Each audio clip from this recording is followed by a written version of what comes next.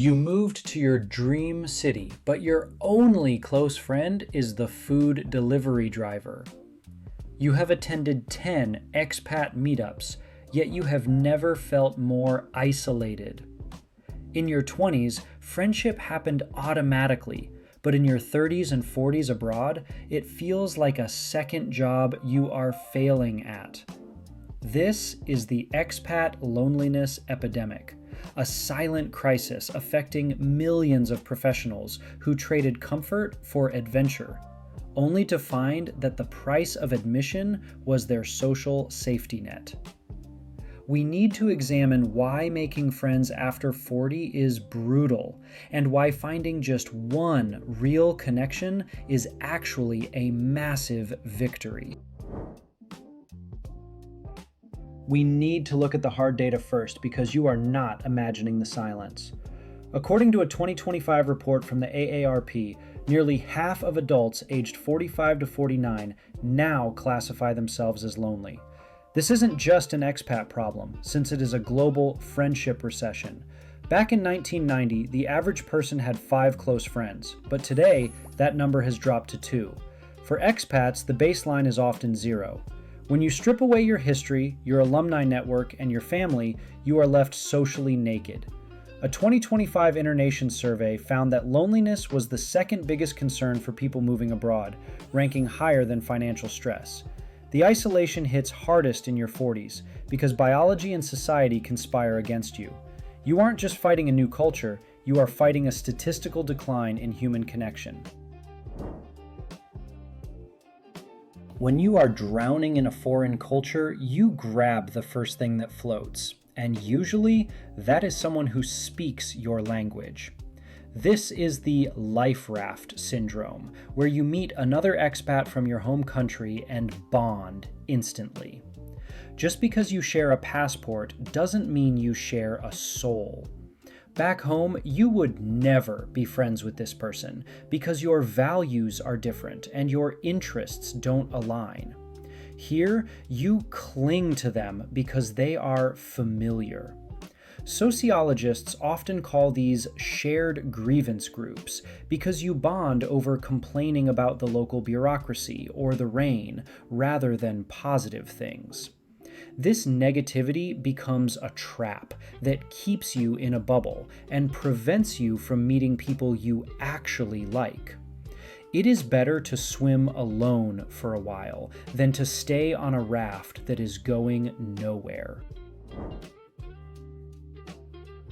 If you have been to a general expat mixer, you know the script of asking where someone is from and what they do for a living. It is a resume exchange rather than a conversation, and after the 100th time, you just check out mentally. The problem isn't you, but rather the context, because these events are designed for transients. Everyone is scanning the room for someone better. Real friendship requires vulnerability, but these environments reward surface-level projecting. You leave with a pocket full of WhatsApp numbers that you will never use, creating small talk fatigue. You crave depth, but remain stuck in the shallows. To break this cycle, you have to stop asking about careers and start asking what people are excited about. Though even that won't work if you are in the wrong room. Making friends in midlife is difficult because time becomes your most expensive currency compared to the abundance you had in your 20s. Locals your age are not trying to be mean, but they are exhausted with mortgages, aging parents, demanding careers, and children who need rides to soccer practice. Their social calendar was booked 3 months ago, so when you try to enter their life, you are asking for a slot that doesn't exist. This time poverty affects everyone, but expats feel it personally by interpreting busyness as rejection. You might think they don't want to know you, but the reality is they barely have time to see their own brothers. To win a slot in a 40-year-old's life, you have to offer high value and low friction, because casual hanging out is dead. There is a specific kind of loneliness that hits the partner who followed, which is psychologically termed identity disruption. rather than the older label of trailing spouse. One partner has a built-in network through work, with colleagues, and a purpose, while the other partner is often left in a silent apartment, stripped of their career title. A 2024 study on global mobility showed that accompanying partners have rates of depression 3 times higher than the working partner. You aren't just lonely for friends, but are lonely for yourself, since you have become defined only by your relationship to your spouse. This creates immense pressure on the marriage because your partner becomes your best friend, your therapist, and your entertainment. No single human can carry that weight. We often believe the myth that locals have their childhood friends and do not need us. But this overlooks a massive opportunity. Many locals in their 30s and 40s are just as lonely as you are, because their circles have shrunk due to divorce, relocation, and drifting apart. The barrier is usually the language gap rather than disinterest. Shared worldview beats language fluency every time. You can have a deeper connection with a local using broken sentences and Google Translate if you laugh at the same jokes and value the same things. On the other hand, you can speak perfect English with another expat and feel totally empty. Stop trying to impress locals with your grammar and instead connect with them through shared humanity, as they are often waiting for someone to make the first move. We need to examine the math of bonding, specifically Professor Jeffrey Hall's landmark study from the University of Kansas that quantified friendship. His data shows it takes roughly 50 hours of face-to-face time to turn an acquaintance into a casual friend, 90 hours to become a real friend, and 200 hours to make a close friend. This is why the once-a-month coffee strategy fails, because seeing someone for 2 hours monthly means it will take you 8 years to become close friends. You likely do not have 8 years, so you need to accelerate the process with clusters of time. A weekend trip, a weekly class, or a shared project allows you to condense the hours even if you cannot hack them. Intensity beats frequency.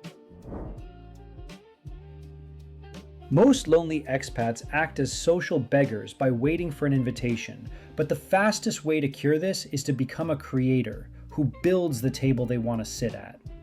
When you host, you control the vibe, the guest list, and the depth. It can be simple, such as starting a Sunday morning hiking club or a Friday night board game group. When you are the organizer, your social value skyrockets because people are desperate for leadership and want someone else to do the planning work.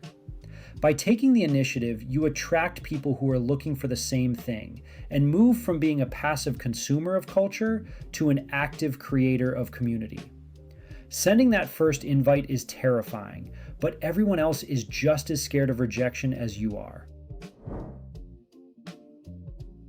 You should avoid general expat mixers because they are too broad, and bonding requires a shared third object, beyond just being foreigners. It is better to niche down aggressively by joining a Brazilian jiu-jitsu gym, a pottery wheel class, or a coding boot camp.